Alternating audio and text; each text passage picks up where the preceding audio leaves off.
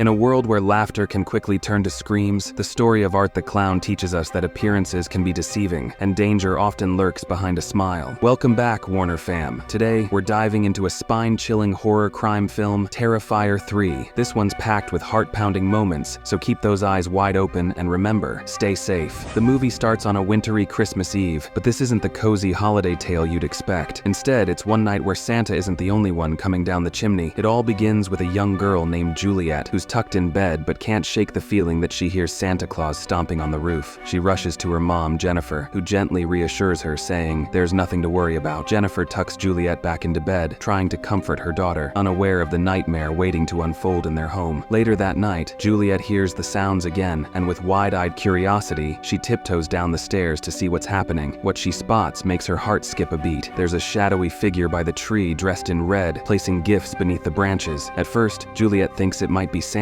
but as she looks closer, she realizes it's not Santa, it's Art the Clown. Art, with his sinister grin, reaches into his bag and pulls out an axe. Terrified, Juliet bolts to hide, trembling as she watches Art slowly creep into her brother Timmy's room. The silence is shattered as she hears the brutal, horrifying sounds of Art hacking away, leaving Timmy's room stained with terror. Art then strides into her parents' bedroom, and Juliet's heart sinks. He raises the axe and begins plunging it into her father, Mark. Jennifer jolts awake in horror, seeing her husband under attack. She lets out a piercing scream, her whole world crashing down as she rushes to find her children. Jennifer stumbles into Timmy's room, and her wail echoes through the house as she sees what Art has done to her son. Before she can act, Art turns his cold gaze on her, and with his axe in hand, he ends her life in the same savage way. Art, showing no mercy, finishes the job and calmly walks over to the milk and cookies Juliet had lovingly left for Santa. Taking his time, he enjoys the treat with a twisted smile. Juliet is hiding under the sink, tears streaming down her face as she covers her mouth to stay silent. Art's chilling footsteps get closer and closer until suddenly, his face appears at the door.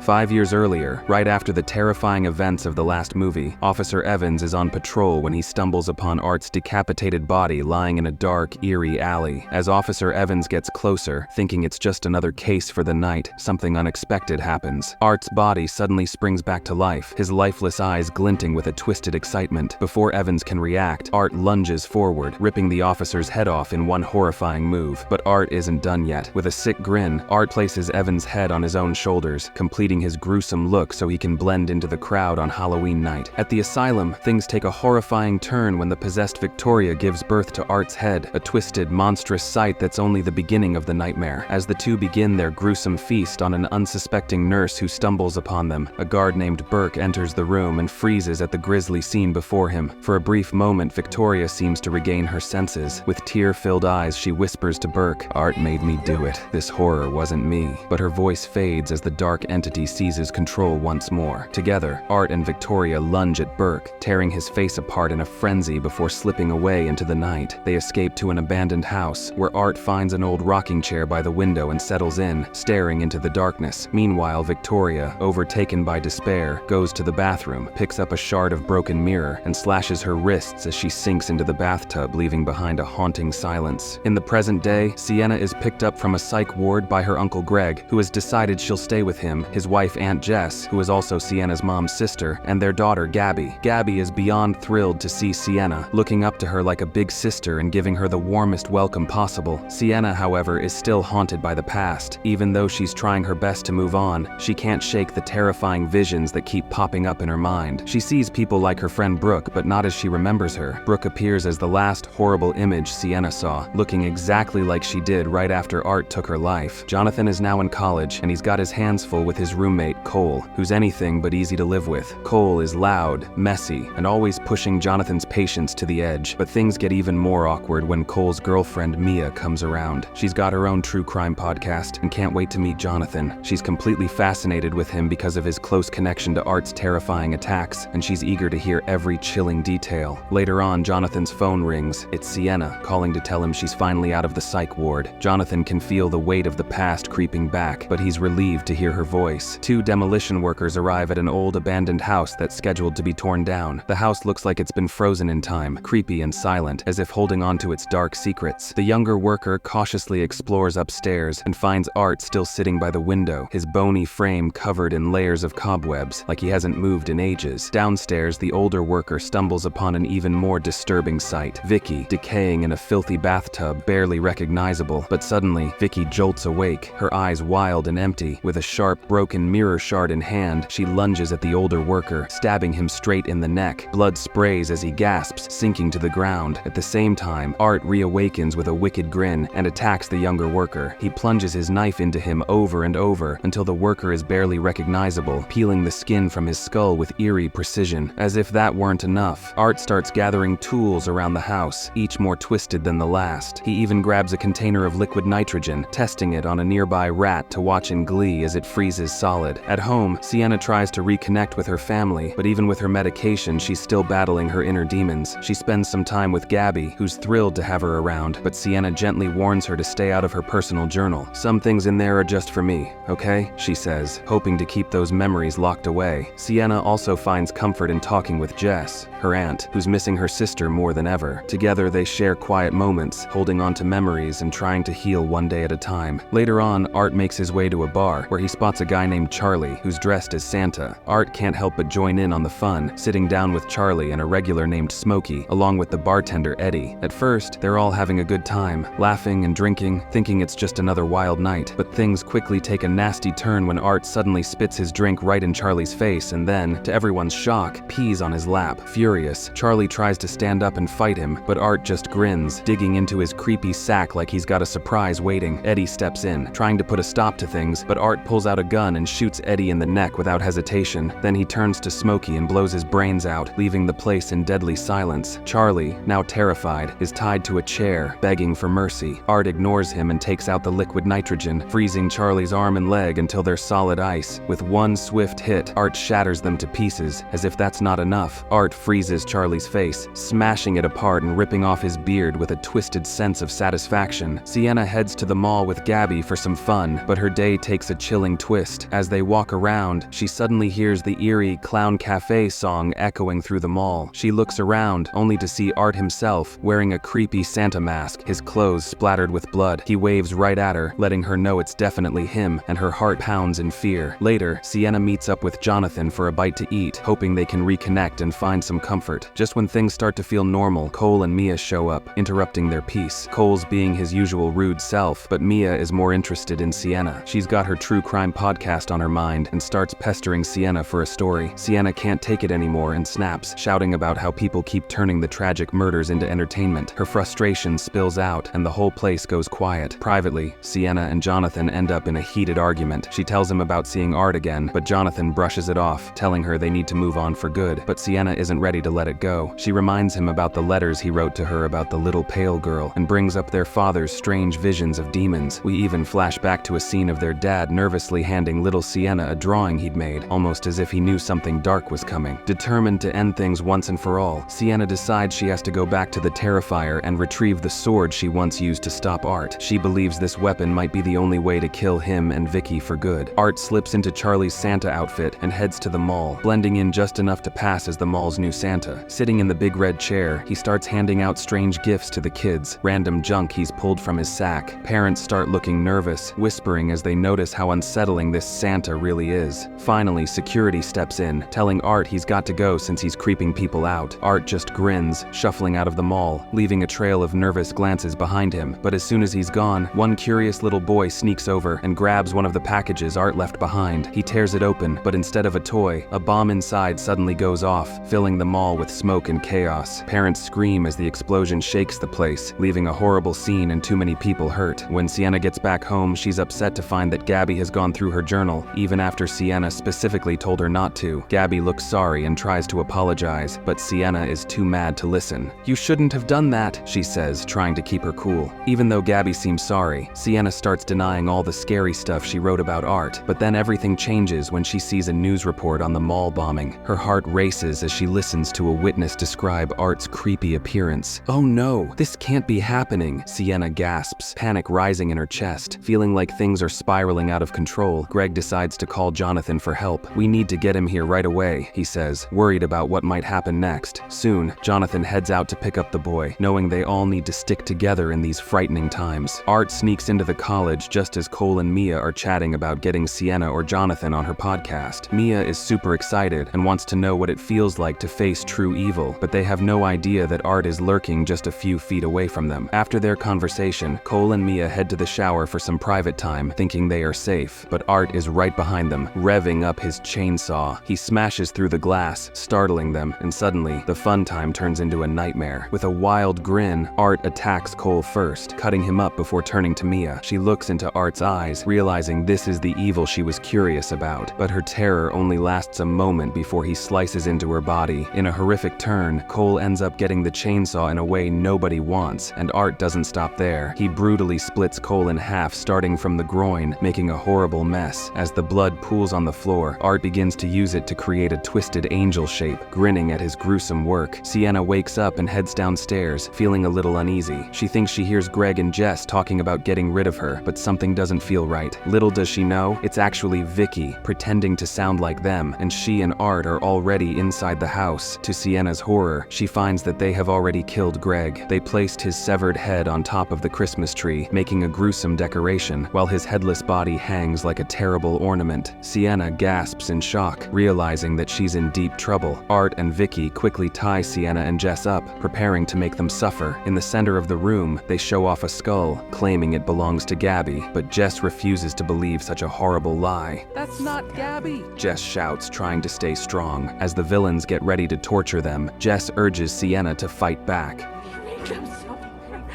She cries out, but the situation grows even more terrifying when they stuff a tube down Jess's throat. Sienna watches in horror as they force a live rat inside and use a blowtorch to push it down. With a wicked smile, Vicky then slits open Jess's throat, letting the rat tumble out. Sienna is filled with fear and anger, knowing they have to escape and fight back against these monsters before it's too late. Vicky looks at Sienna with a sinister grin and says, "That skull isn't Gabby!" At that moment, Art drags out a terrified girl, and he places Jonathan's glasses on the skull, making it seem like they have killed him. Sienna screams in agony, feeling her heart break into pieces. The dark force inside Vicky tries to take over Sienna, but she is too strong and fights back with all her might. "You won't win!" Sienna shouts defiantly, causing Vicky to realize that the only way to break Sienna's spirit is to kill Gabby. Just as they are about to finish off the girls, Gabby sweetly asks, "Can Sienna open her gift first?" Vicky reluctantly agrees, but Art quickly maims Sienna's hands, making it harder for her to unwrap the present. Sienna winces in pain but pushes through. When she finally opens it, she finds a sword inside and, in a burst of courage, stabs Art with it. This is her chance to fight back. Sienna breaks free and turns to Vicky, plunging the sword into her before beheading her completely. But just when Sienna thinks she has won, Vicky's blood starts to melt through the floor, creating a terrifying portal to hell. Gabby gets pulled toward the dark abyss and Sienna screams, "No!" as she reaches out desperately. Sienna tries to use the sword to pull Gabby back, but the blade cuts through her hands, causing her to cry out in pain. In a heartbreaking moment, Sienna realizes it's not enough to save her sister. With tears streaming down her face, she watches helplessly as Gabby falls into the portal, taking the sword with her. As the portal closes, Art disappears into thin air, leaving Sienna all alone in a world of pain. Her heart feels heavy as she thinks about Gabby and what she has lost. Just then, something amazing happens. The wounds on her hands start to heal all by themselves. Sienna watches in disbelief, feeling a strange power growing inside her. With determination shining in her eyes, she declares, "I will do whatever it takes to rescue Gabby. No matter how tough the journey will be, Sienna knows she won't give up. She is ready to face whatever comes next, fueled by love and hope for her sister." Art gets on a bus to leave town, looking for his next adventure. He picks a seat right next to a woman, and she immediately looks scared when he opens his eyes wide at her. The bus driver notices her fear and asks if she is okay, but before she can answer, Art pulls out his horn and gives a big, creepy smile. Then he honks the horn loudly, making everyone on the bus jump. It's clear that Art is up to no good, and the tension on the bus grows as everyone wonders what he will do next. Which movie should we recap next? Drop your suggestions in the comments below, and don't forget to hit that subscribe button for more movie recaps. Thanks for watching. Produced by Warner Talks.